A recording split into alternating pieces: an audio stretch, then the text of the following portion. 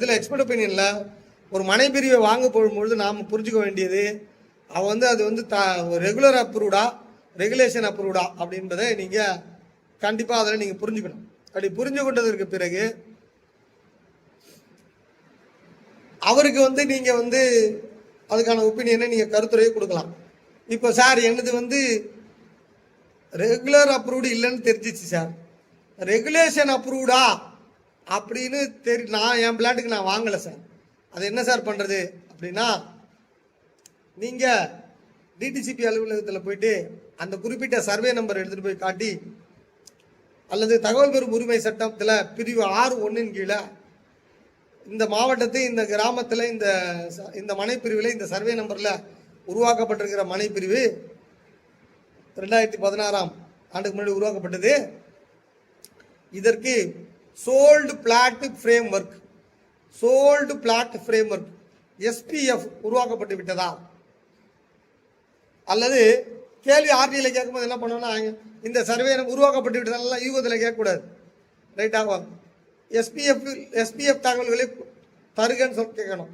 இருந்தால் கொடுக்க போகிறான், இல்லைன்னா இல்லைன்னு சொல்லுவான். இருந்தால் கொடுக்க போகிறான், இல்லைன்னா இல்லை அப்படின்னு நம்ம சொல்லுவோம். அப்போ SPF சோல்டு பிளாட்டு உருவாக்கப்பட்டு விட்டதான்னு நம்ம கேட்கணும், வேற ஒன்றும் இல்லை.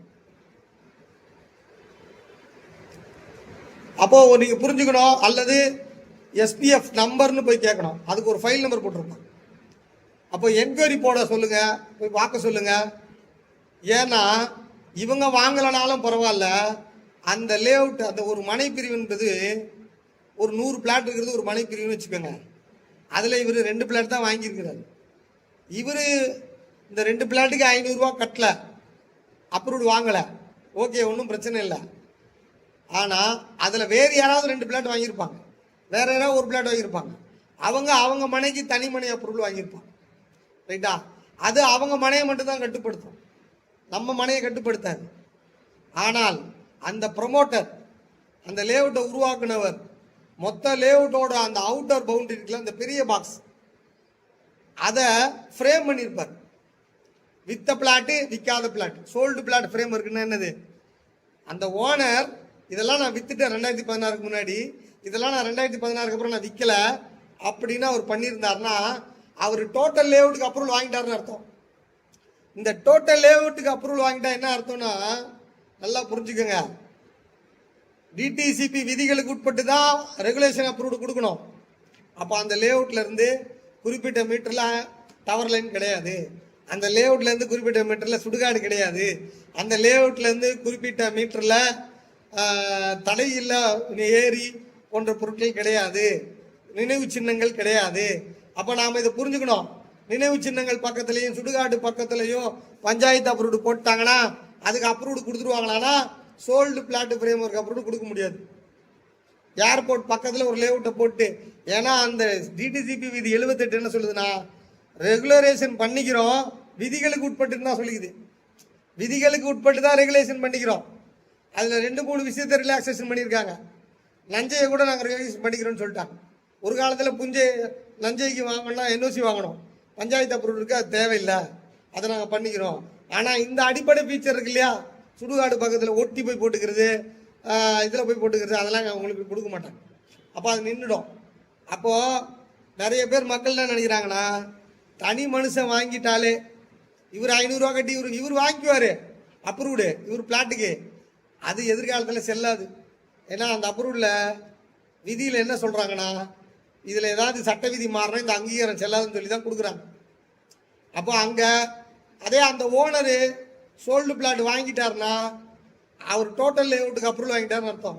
டோட்டல் லேஅவுட்டுக்கு அப்ரூவல் வாங்கிட்டா இவருக்கு ரொம்ப ஃப்ரீ. யாருக்கு?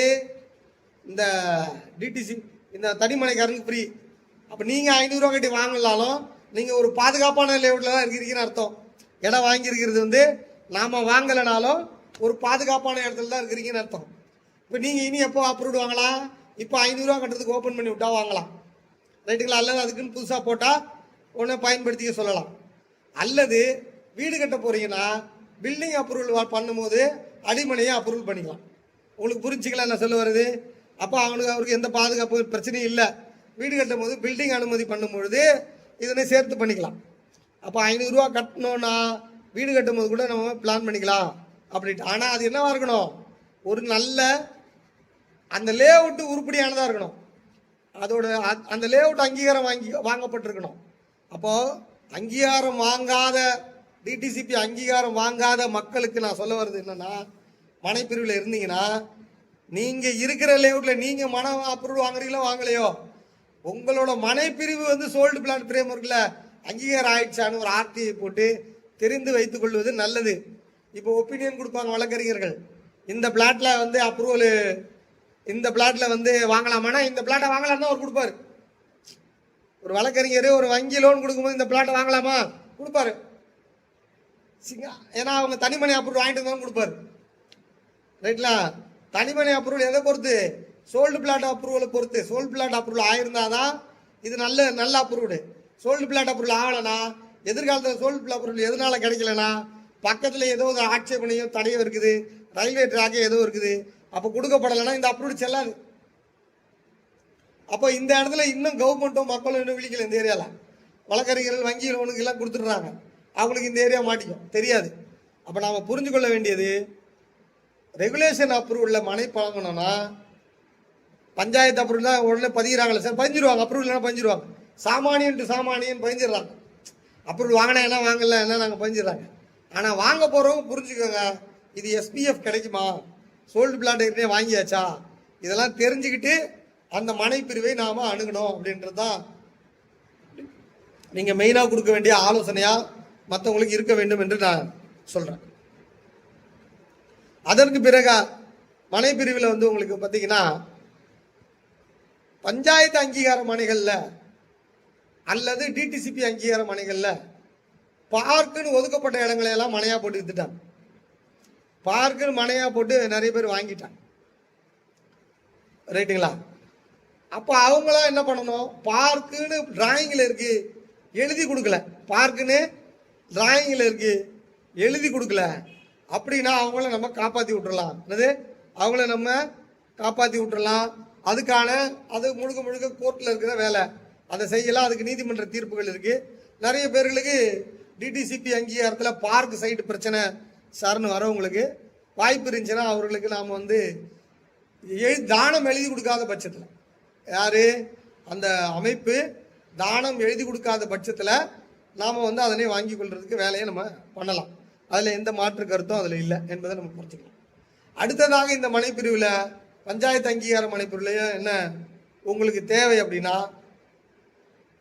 இந்த மனைப்பிரிவை நான் வணிகமாக கன்வெர்ட் பண்ண முடியுமா, இந்த மனைப்பிரிவை நான் வணிகமாக வீட்டு மனைன்னு வாங்கிட்டேன் சார், நான் பண்ண முடியுமானா அதை அனுமதி வாங்கி தான் பண்ணணும்.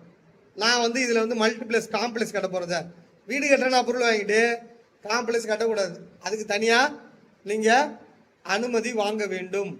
அந்த மனைப்பிரிவில் உரிய மாற்றங்களை செய்ய வேண்டும். அந்த மனைப்பிரிவில் உரிய மாற்றங்களை செய்ய வேண்டும். அதுக்கப்புறம் அந்த லே அவுட்டில் ஃப்ரேம் ஒர்க்கில் 10ஆம் நம்பர் பிளாட் வாங்குறீங்க, அது வந்து 3000 சதுரடி.